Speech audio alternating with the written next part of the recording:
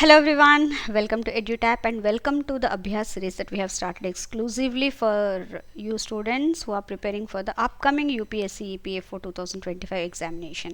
जहाँ पे हम लोग in every session we will be doing 15 MCQs a day and आज के लिए हम लोग करने वाले हैं इस सेशन में Social Security Act, उसमें the Employees State Insurance Act 1948 से हम लोग क्वेश्चंस करने वाले हैं. Now if you look at the Social Security Act, इसमें से 5 to 6 क्वेश्चंस आते हैं. Okay, based on the previous year question जैसे पूछे गए हैं. एंड अगर आप बेसिक्स भी सही से कर लोगे ना, you should be able to clear at least 3 to 4 question से बहुत आराम से क्लियर कर लोगे, even more than that I should say. And scoring potential भी है अच्छे से. अगर हाई वेटेज नहीं है फिर भी स्कोरिंग पोटेंशियल तो बहुत अच्छा है इसका. ओके, एंड आप ये know whatever that we are doing as part of this sessions, इसमें we are doing that in the form of MCQs.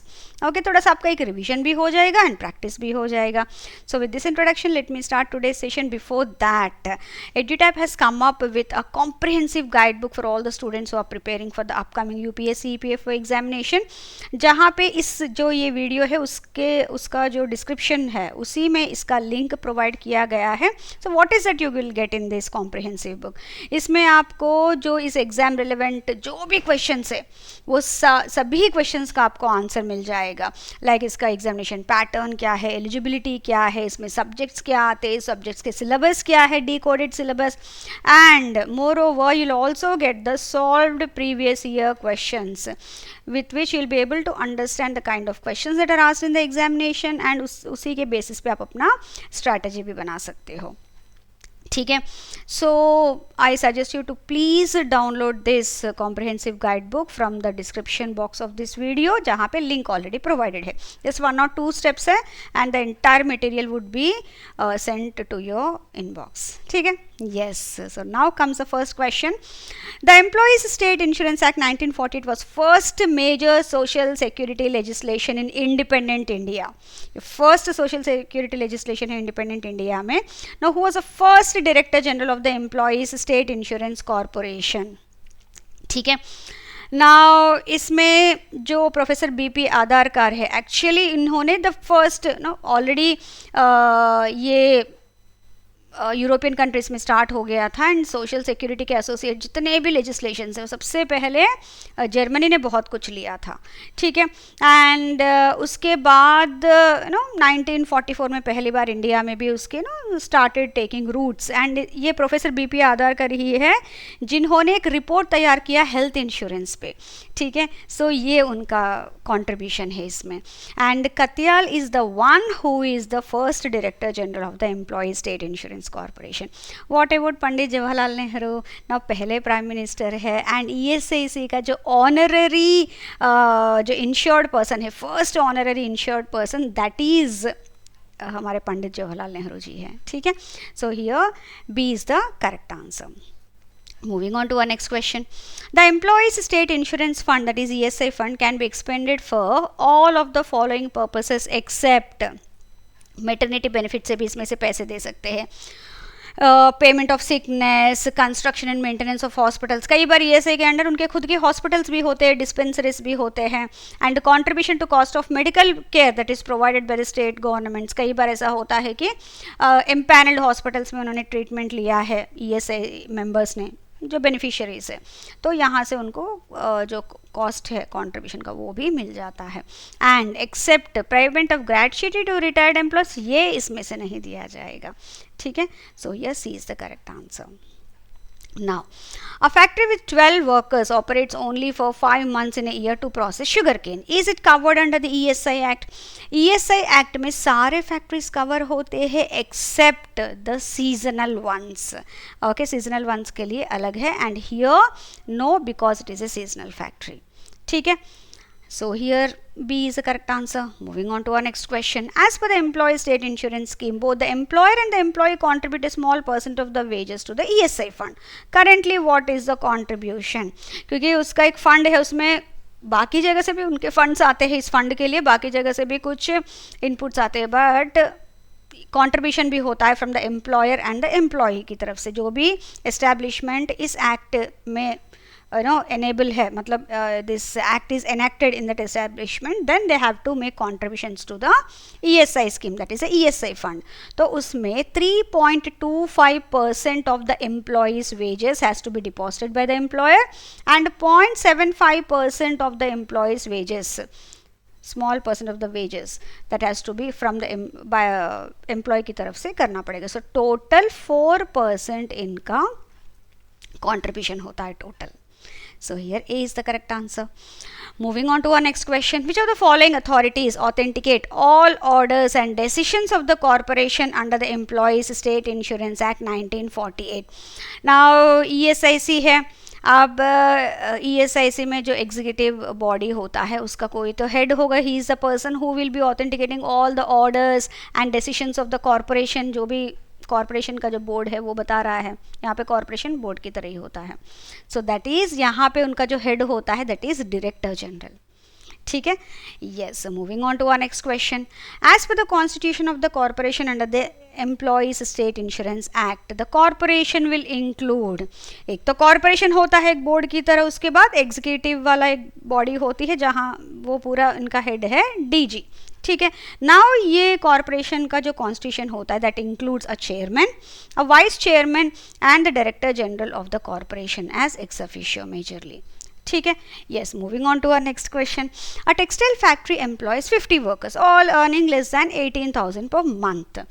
The employer deducts employees contributions from wages but fails to deposit the same with the ESIC for 6 months. वो कर ही नहीं पाया employer, whatever might be the reason. Now during this time one worker meets with the workplace accident and becomes temporarily disabled for 20 days. Okay. As per the ESI Act, who is responsible for ensuring the worker receives his disablement benefit? Now इस case में employer ने तो deposit ही नहीं किया है. Okay, तो इसका मतलब है जो वर्कर है उसको बेनिफिट्स नहीं मिलेंगे क्योंकि उसने तो डिपॉजिट ही नहीं किया है. Though they are members and establishment उसके पर्व्यू में आता है. इन दिस केस कॉरपोरेशन का सबसे पहले रिस्पॉन्सिबिलिटी है क्योंकि वहाँ वर्कर को इमीडिएटली हेल्प चाहिए. So they will pay the benefits first, benefits वहाँ पे कर देंगे and recover the dues from the employer. After that they will go after the employer and recover the dues and जो भी उससे लेना है. ठीक है. दे कांट स्टॉप द, क्योंकि already they are very poor, बहुत कम सैलरी है, उसमें भी अगर सपोर्ट नहीं मिल रहा तो it would be very difficult for them. So because of which they have to pay that. This is what the provisions of this act says. ठीक है. Moving on to our next question. A women employee covered under ESI is pregnant and entitled to maternity benefit. इसमें maternity benefit भी मिलता है. Before childbirth she falls ill and applies for sickness benefit simultaneously. Already वो maternity benefit में है उसका eligibility. Okay. And वो ले भी रही है. ठीक है. And she falls ill now. As per the ESI Act, which of the following applies? Now whenever such things happen always either of the two benefits the woman can take. So here she has to choose only one as both cannot be claimed simultaneously.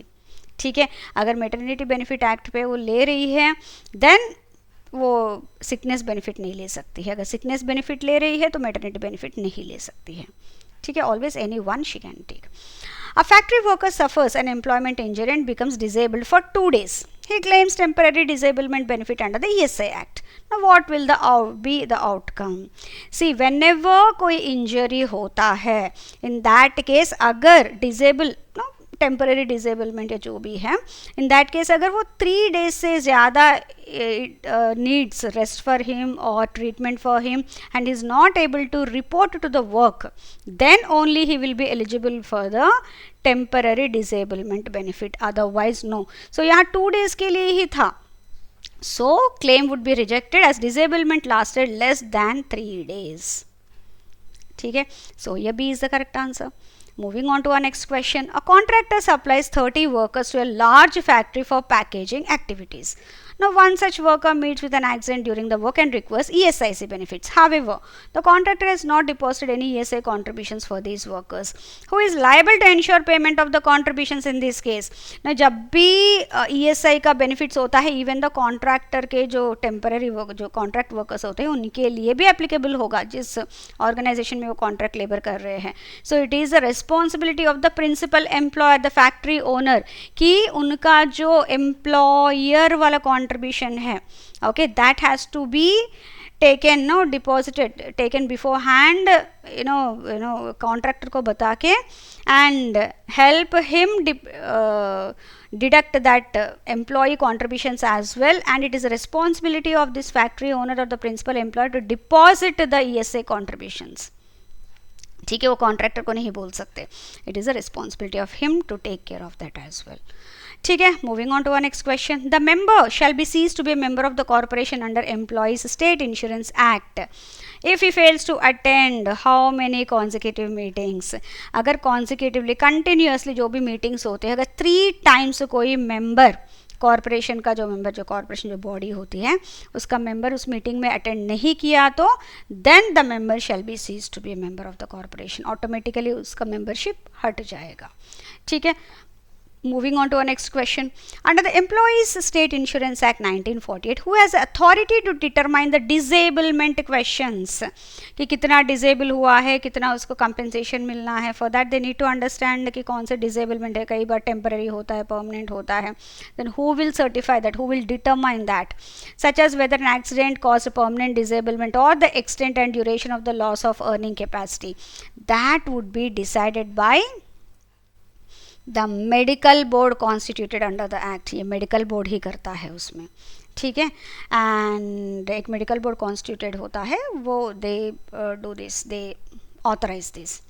But again कई बार ऐसा होता है कि इनके ऊपर भी question आता है, मतलब जो ये इन्होंने बोला कि उसको परमानेंट डिसेबलमेंट हुआ है, okay, but the he says the person, the employer, the employee, that is the worker says no no partial है, मैं आ जाऊँगा काम पे. Okay, so in that case who will they go to appeal, कहाँ पे होगा? So here next question is based on that. A worker covered under ESIC undergoing treatment in an ESIC hospital, he files a complaint that the doctor neglected his case and gave wrong treatment. Which authority is empowered under the act to investigate such complaints? अगर उस तरह के complaints है या फिर इस तरह से कुछ appeals है, then that all will go to the medical benefit council. ठीक है, वो medical benefit council के पास जाएगा. Now moving on to our next question, that is the last question for today. A factory is located on the border of 2 states. An employee disputes his entitlement to benefit and files a case in the employer's insurance court in state A. Later the court feels the case can be better dealt with by the employee's insurance court in state B. What should happen as per the act? होता है कई बार की jurisdiction या फिर कई सारी चीज़ें होती है for which they can shift, they can transfer the case, but that should be done with the state government consent. वो जिस state government में अभी केस चल रहा है state में, उस government से उनको approval लेना पड़ेगा, and then the court can transfer this case to state B. and जब भी state B के पास एक केस जाएगा, पहले जो भी वहाँ पे discussion हुआ है and all that they won't take into consideration, fresh case की तरह वो लेके उसका फिर वो they'll look into that all the facts presented and everything. ठीक है, so this is all from my end. I really hope that you have liked these questions and utilize them in your preparation of examination. And before winding up, एक छोटा सा announcement है from EduTap. Currently EduTap has come up with 3 major kinds of courses for all those students who are targeting for the upcoming UPSC EPFO, both APFC and EO और AO 2025 examination. तो क्या courses है ये? सबसे पहले आता है master course. ना ये उन बच्चों के लिए जो चाहते हैं कि पूरा कंटेंट एक ही जगह पे मिल जाए इनको, कोई अलग से नहीं. ठीक है, so here they can get all the subjects, जितने भी सब्जेक्ट्स हैं इसमें, all the course content at one place in the form of आपको वीडियोस मिलेंगे, लाइव सेशंस मिलेंगे, पीडीएफ्स मिलेंगे, चैप्टर क्विजेस मिलेंगे. Along with that weekly once एक स्ट्रैटेजी सेशन भी होगा कुलदीप सर के साथ, जो आपकी इतना कंटेंट है तो इसको कितने अच्छे से यूटिलाइज कर सकते हो अपने प्रिपरेशन में, he will guide you through that. After that एक दूसरा कोर्स है that they are offering currently, and ये है स्पेशल सब्जेक्ट्स कोर्स. ये उन बच्चों के लिए है जो चाहते हैं कि एक स्पेशल जो एक सब्जेक्ट है उसी के लिए उनको कोर्स चाहिए, क्योंकि कई बार ऐसा होता है कि बच्चे 2-3 एग्जाम्स के लिए साइमल्टेनियसली प्रिपेयर करते रहते हैं. ये ऐसा सब्जेक्ट्स है जो इसी एग्जाम के लिए एक्सक्लूसिव है, लाइक योर अकाउंटिंग हो गया या फिर industrial relations and labour laws हो गया एक्सेट्रा. सो फिर वो चाहते हैं कि इस तरह का उनको कोर्स मिल जाए. So for that they can go for that. उसमें भी जो कोर्स उन्होंने लिया है तो उसमें उनको पीडीएफ्स, सेशंस, एमसीक्यूज, वीडियो, सब कुछ इसमें मिल जाएगा, ठीक है। Now comes a third kind of course, test series है। ये उन बच्चों के लिए है जो खुद से ही प्रिपेयर कर रहे हैं पूरा का पूरा, या फिर अब दूसरी बार ऐसे दे रहे हैं but now they want to test their preparation. So उनको मॉक टेस्ट चाहिए जो बिल्कुल एग्ज़ाम टाइप के क्वेश्चंस पूछे जाए उसमें। So in that they can take this, and इसमें जो भी आपको मॉक टेस्ट मिलेंगे बिल्कुल एग्जाम रेलेवेंट ही होगा, and with that you will be able to understand where you stand, and आपका एक प्रैक्टिस भी हो जाए क्वेश्चंस का।